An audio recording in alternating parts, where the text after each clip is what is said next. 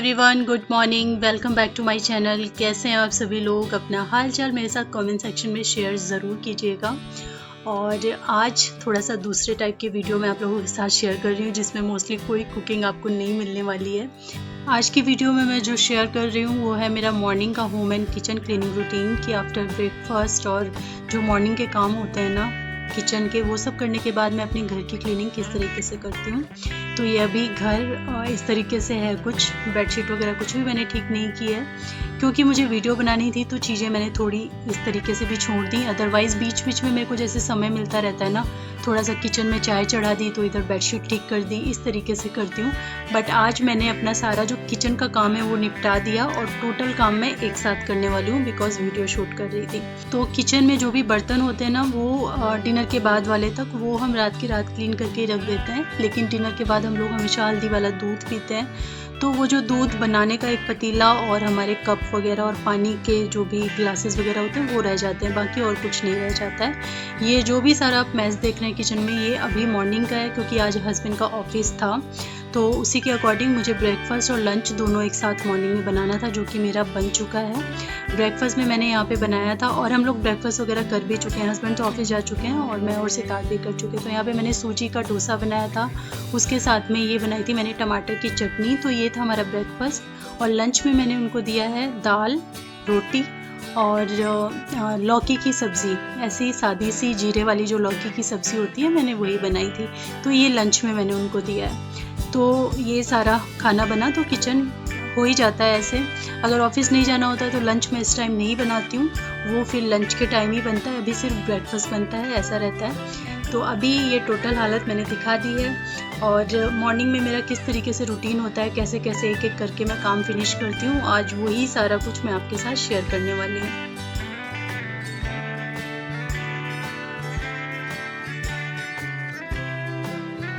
तो सबसे पहले तो यहाँ पे काम रहेगा मेरा कि मैं सारे बर्तन खाली कर लूँ, दाल सब्ज़ी सारी खाली करके, और बर्तन फ्री करके मैं बेसिन में डालती जाती हूँ।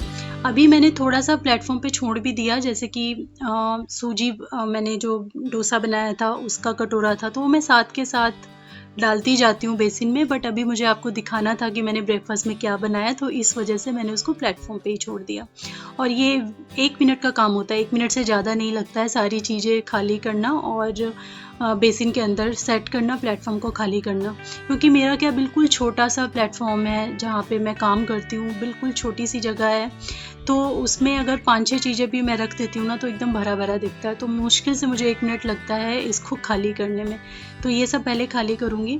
और क्या होता है ना, जब भी आप क्लीनिंग खुद करते हैं, पूरा घर खुद संभालते हैं, लाइक मेड वगैरह नहीं होती है, तो एक सिस्टमेटिक वे में चलना होता है, जो कि मैं पहले नहीं जानती थी। और ये मैंने सीखा है एक आंटी से जो मेरे घर में आया करती थी, मेड आंटी थी वो। जब मैं प्रेग्नेंट थी उस टाइम वो आंटी आती थी, और वो जिस सिस्टम से काम करती थी वो बहुत ही मुझे अच्छा लगा। मैंने उनसे वो सीखा कि इस सिस्टम से काम करना चाहिए। तो वो आते ही सबसे पहले क्या करती थी, पूरे किचन के प्लेटफॉर्म पे एक सूखा कपड़ा बस मार देती थी, जिससे जो मोटी मोटी गंदगी है, क्योंकि जब हम प्लेटफॉर्म पे कपड़ा मारते हैं ना, तो छोटी छोटी गंदगी नीचे फर्श पे गिरती है। तो आने के साथ ही सबसे पहला काम प्लेटफॉर्म और गैस के ऊपर सूखे कपड़े मारने से करती थी, ताकि जो भी छोटी डस्ट है, गंदगी है या मोटी मोटी चीज़ें हैं, वो सब नीचे गिर जाएँ और उसके बाद झाड़ू लगे। तो ये चीज़ मैंने उनसे सीखी है। तो जब भी मैं अकेले काम करती हूँ, मैं इसी सिस्टम से काम करती हूँ। इसके बाद वो और भी कुछ करती थी, वो मैं आगे धीरे धीरे बताऊँगी। देखिए, जो सालों से काम करते हैं उनको तो सबको पता होता है कैसे काम करना है, लेकिन जो न्यू मैरिड हैं या अकेले जिन्होंने रहना स्टार्ट किया है कहीं दूसरी जगह पे अपने घर से अलग, उन सब लोगों के लिए छोटी छोटी टिप्स बहुत फ़ायदेमंद हो सकती हैं।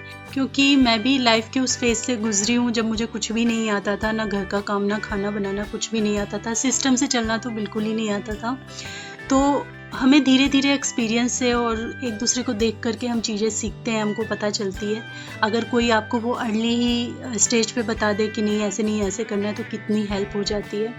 तो जहाँ से भी सीखने मिले आपको सीखना चाहिए। तो ये जो चीज़ें हैं मैंने आंटी से सीखी हैं कि अगर घर का काम एक साथ निपटाना है तो किस तरीके से सिस्टम से चलना चाहिए। इन सब के पीछे भी रीज़न होता है, क्योंकि मान लीजिए अगर आप झाड़ू लगाने के बाद अपने प्लेटफॉर्म को साफ़ करेंगे, तो ऊपर जो आटा बिखरा होता है या कुकिंग करते समय जो छोटी छोटी चीज़ें बिखर जाती हैं प्लेटफॉर्म पे, वो नीचे आएंगी तब जब आप झाड़ू लगा चुके होगे, तो फिर से नीचे गंदगी हो जाएगी। इसीलिए वो पहले प्लेटफॉर्म साफ़ करती थी, उसके बाद पूरे घर में झाड़ू लगाती थी। झाड़ू लगाने के बाद वो करती थी डस्टिंग, क्योंकि झाड़ू से क्या होता है, झाड़ू से सारी डस्ट ऊपर की तरफ उड़ती है और आपकी चीज़ों पे बैठ जाती है। तो अगर आप पहले डस्टिंग करके फिर झाड़ू लगाते हैं तो फिर से वही हो जाएगा, सारी डस्ट उड़ के चीज़ों पे बैठ जाएगी। तो पहले झाड़ू लगा लीजिए, उसके बाद डस्टिंग कीजिए। ये चीज़ें, ये टिप्स एंड ट्रिक्स बहुत ही छोटी छोटी सी हैं, मोस्टली सबको जो गृहिणियाँ हैं उनको पता ही होती हैं, लेकिन फिर भी कई बार हो सकता है किसी को ना पता हो, और मोस्टली जो न्यू मैरिड है उनको तो बिल्कुल ही नहीं पता होती है। तो ये छोटी छोटी ट्रिक्स से लाइफ बहुत आसान हो जाती है। तो अपना रूटीन दिखाने के साथ साथ मैं आप लोगों के साथ ये टिप्स भी शेयर कर रही हूँ। आशा करती हूँ कि आपको पसंद आ रही होंगी।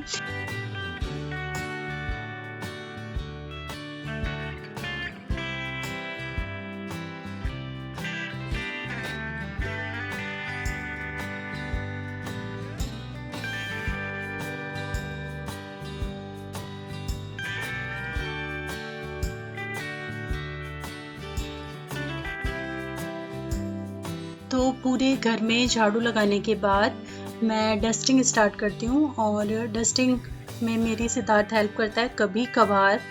आज उसको एकदम से है कि सारी डस्टिंग मुझे ही करनी है, तो आज वो बहुत जोश में है कि उसको मेरी हेल्प करनी है।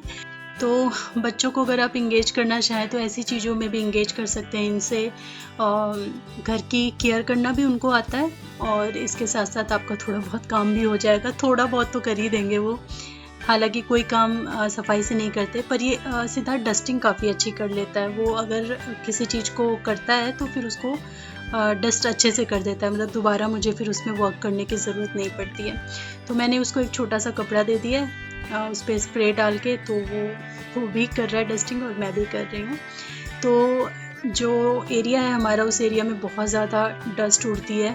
तो एक दिन भी अगर आप बीच में छोड़ दो ना, तो अगले दिन डस्ट दिखने लगती है। गर्मियों में, सर्दियों में तो आप 2-3 दिन भी ना करो तो चलता है, लेकिन गर्मियों में तो डेली की डेली डस्टिंग करनी पड़ती है। बट अभी जो है इतना काम का लोड है कि डेली कभी कभार कर भी देती हूँ, कभी कभार नहीं भी कर पाती हूँ, तो एक दिन छोड़ के एक दिन मैं डस्टिंग करती हूँ। तो आज एक दिन छोड़ के ही मैं कर रही हूँ, मतलब कल नहीं किया था मैंने, तो आज मैं डस्टिंग कर रही हूँ। और घर की सारी डस्टिंग के लिए जो मेरा क्लीनर है वो मैं इस्तेमाल करती हूँ। किचन में भी प्लेटफॉर्म क्लीनिंग के लिए, कुकटॉप क्लीनिंग के लिए, जितना भी फर्नीचर है उसकी क्लीनिंग के लिए। इलेक्ट्रॉनिक डिवाइस पे आपको किसी भी तरीके का स्प्रे यूज़ नहीं करना चाहिए, तो वो नहीं करती हूँ मैं। बट जितने भी मेरा लकड़ी का सामान है, मेरा ड्रेसिंग टेबल है, बेड है, उन सब की क्लीनिंग के लिए मैं वही वाला स्प्रे यूज़ करती हूँ, जिसकी रेसिपी मेरे चैनल पे ऑलरेडी है, डेडिकेटेड वीडियो भी है, और एक ब्लॉग में भी मैंने अभी रिसेंटली शेयर की है उसकी रेसिपी। ये क्लीनर बहुत ही फ़ायदेमंद है, बहुत अच्छी तरीके से क्लीन करता है, एकदम साफ़ सुथरा कर देता है। तो अगर नहीं बनाया किसी ने तो ज़रूर बनाइएगा। मैं हमेशा बोलती हूँ जब भी मैं क्लीनर दिखाती हूँ तो फर्नीचर पे मैं उतना डायरेक्ट कोशिश करती हूँ कि ना डालूँ, कपड़े पे डाल करके उसके बाद फिर फर्नीचर को क्लीन करती हूँ। तो बस क्लीनिंग करते हैं और एकदम घर को साफ़ सुथरा करके छोड़ते हैं।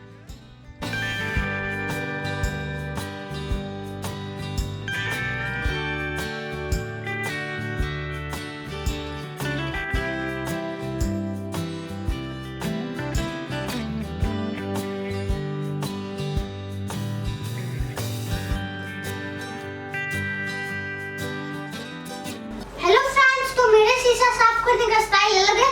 मैं ढेर सारा कॉलिंग डालता हूँ, फिर उसे सफेद कर देता हूँ। वो कॉलिंग्स नहीं है बेटा, क्या था? मैं तो कॉलिंग्स की बोतल में वाटर और विनेगर भरा हुआ है मैंने। हाँ मतलब वो ही फ्रेंड्स। कुछ और बोलना चाह रहे थे तुम, जिसके लिए तुमने प्रैक्टिस की थी। अच्छा वो तो स्टैंड अप होके बोलना है ना? हाँ बोलो ना। दिख रहा हूँ? हाँ हाँ। ईद मुबारक हो, ईद मुबारक हो, ईद मुबारक हो। Well done. आप हेल्प कर रहे हो मम्मा की? हाँ। Thank you. और बताओ। और तो अभी बताती हूँ, पहले मुझे यहाँ ये वाला पोर्शन क्लीन करने दो। ओके? अच्छा शीशा को तो मैं ये वाला। हाँ?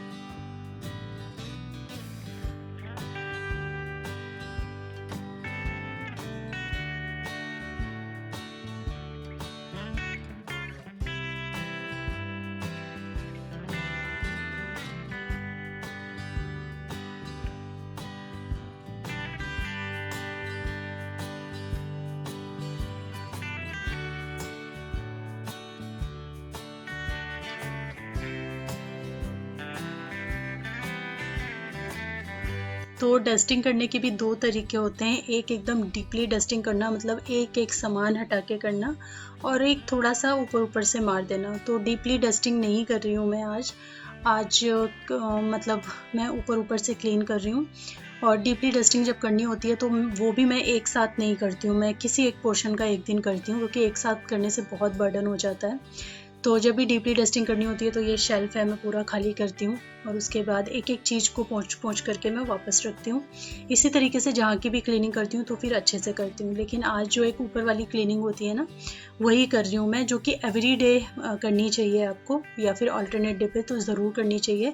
और हर दिन आप कोई एक पोर्शन ले लीजिए जिसे आप डीपली क्लीन करें, तो फिर बर्डन नहीं पड़ता है, काम आसान हो जाता है। जैसे एक दिन एक बुक शेल्फ मैंने ले लिया, एक दिन ड्रेसिंग टेबल ले लिया, तो एक दिन मैंने अपना जो स्टडी टेबल है वो ले लिया, एक दिन कोई सा पोर्शन ले लिया, तो इस तरीके से ना काम ईजी रहता है। तो यहाँ पे जो मेरा फटाफट एवरीडे वाला जो रूटीन होता है ना, वही मैं आपके साथ शेयर कर रही हूँ।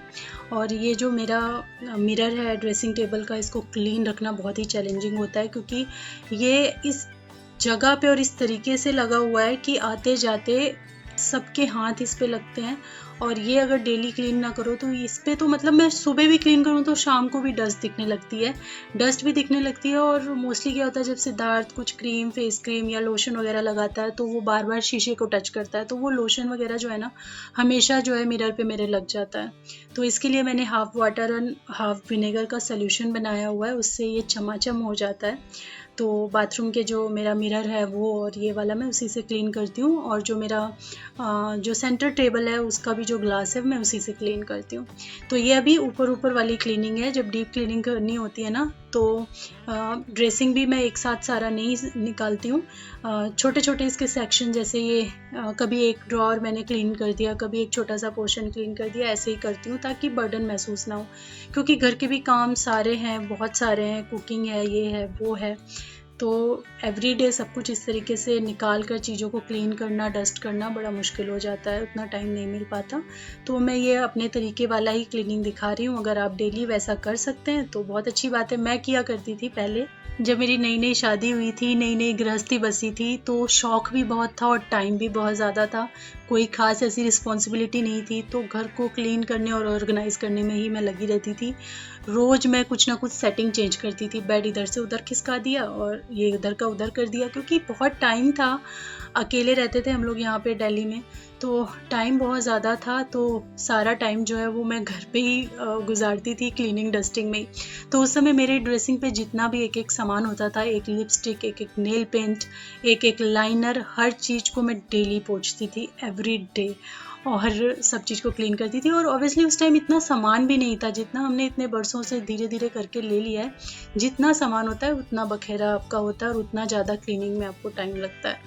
तो अगर आप कर सकते हैं, आपके पास टाइम है, तो आप डेली हर चीज़ हटा के करिए। पर ये मेरा स्टाइल है, मैं ऐसे ही करती हूँ। मैं कभी कभार वो चीज़ करती हूँ, डेली मैं ऊपर ऊपर वाली डस्टिंग सारी कर देती हूँ।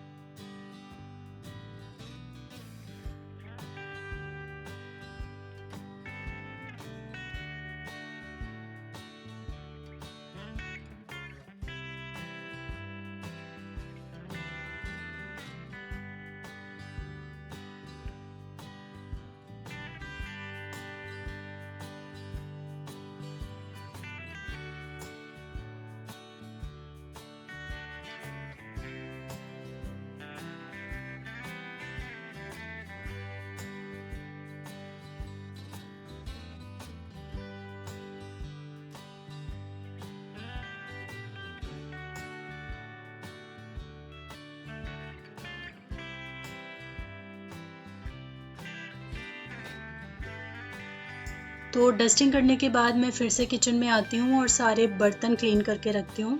अब यहाँ पे भी एक ट्रिक है कि आपको डस्टिंग वगैरह करने के बाद पोंछा नहीं लगाना है, पहले आपको बर्तन क्लीन करने हैं। उससे क्या होता है, या फिर आप किचन छोड़ दीजिए, सारे घर में पोंछा लगा दीजिए लेकिन किचन छोड़ दीजिए, क्योंकि क्या होता है जब भी हम बर्तन क्लीन करते हैं तो थोड़े बहुत छींटे हमेशा नीचे प्लेटफॉर्म पे आते हैं।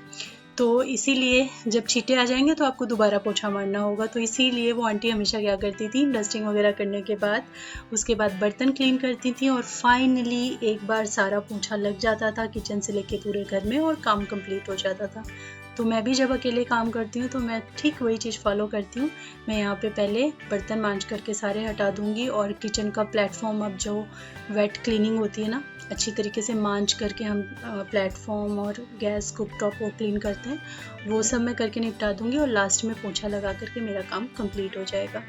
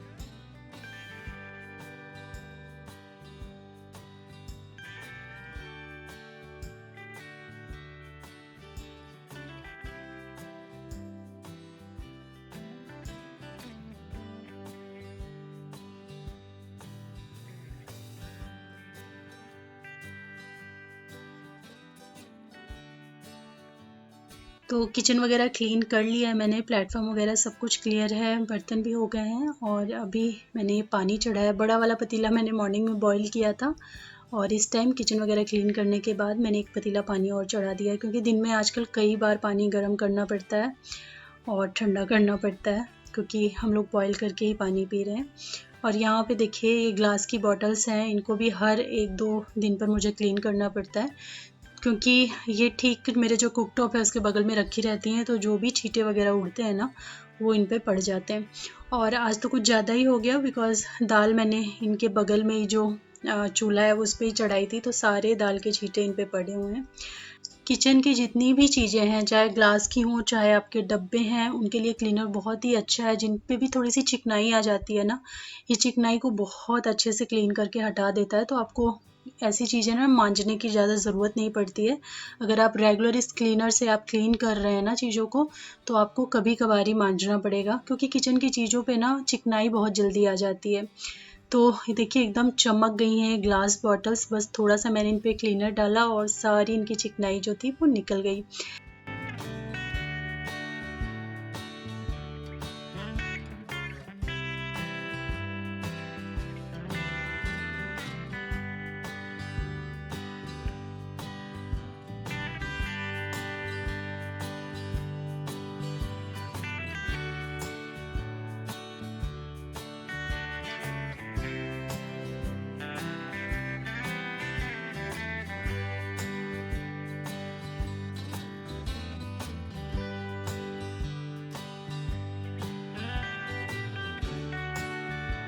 तो किचन देखिए मेरा एकदम क्लीन हो चुका है। इसी तरीके से घर भी बिल्कुल क्लीन है, बेडशीट वगैरह भी मैंने चेंज कर दी, डस्टिंग कर दी, सब कुछ एकदम नीट एंड क्लीन है और आज के दिन के लिए बिल्कुल रेडी है। और इसके बाद मॉपिंग जो करना था मैंने मॉपिंग किया, बट उसका मैं क्लिप शूट करना बिल्कुल भूल गई। जब सारी मॉपिंग कर ली मैंने तब मुझे याद आया। तो एवरीडे मॉर्निंग में मेरा होम एंड किचन क्लीनिंग का कुछ ऐसा ही रूटीन रहता है, कभी इससे थोड़ा सा कम, कभी इससे थोड़ा सा ज़्यादा। तो अगर आपको ये वीडियो थोड़ी सी भी पसंद आई है और थोड़ा सा भी आपको मोटिवेशन मिला है या कुछ सीखने को मिला है तो इस वीडियो को लाइक किए बिना मत जाइएगा, साथ ही वीडियो को कीजिएगा शेयर। मैं मिलती हूँ आपसे अपनी नेक्स्ट वीडियो में, तब तक के लिए thanks for watching, take care, bye bye.